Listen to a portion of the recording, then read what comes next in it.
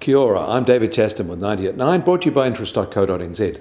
This week, get everything you need to know in 90 seconds at 9 o'clock with news of increasing signs of drift rather than progress. The large $29 billion US Treasury bond auction today went at a yield of 2.144%, down from 2.29% at the March auction for the same bond. $62 billion was bid, and that was the lowest level of support since the 20-year term was relaunched in May 2020 after a 34-year hiatus. Market observers called today's auction evidence of struggling demand.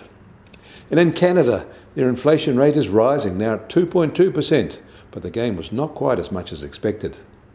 And the Canadian Central Bank held its policy rate unchanged in the overnight review, still at 0.25%, but they did taper their bond buying, reflecting progress made in the economic recovery there. And markets now expect them to start raising their policy interest rate in the second half of next year. In the Middle East, Emirates Airlines says they may need to raise more cash this year, possibly through another equity injection from the Dubai government, if demand in air travel does not pick up soon. And the spot price of iron ore surged high yesterday and today, resetting at its highest in more than a decade on strong Chinese steel margins and continuing supply concerns from Brazil. China is, however, frustrated at being milked.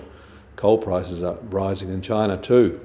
Meanwhile, in Australia, Canberra has torn up Victoria's controversial Belt and Road agreement with China, saying it falls foul of the country's national interest, as a move that will further inflame tensions between the two countries. And staying in Australia, retail sales are up 2.5% in March from the same month a year ago, and rising at a rate slightly above what was expected.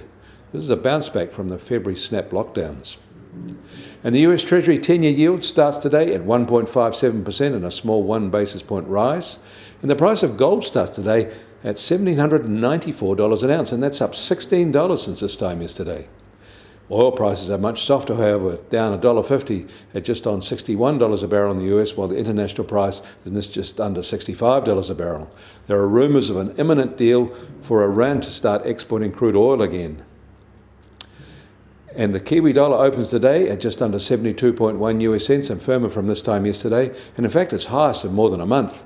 Against the Australian dollar, we're marginally firmer as well at 93 Australian cents, and against the euro, we're also a little firmer at 59.9 euro cents. That means our trade-weighted index is now up to 73.9 and also a 1-month high. Kia ora, I'm David Chaston. That was 90 at 9, brought to you by interest.co.nz.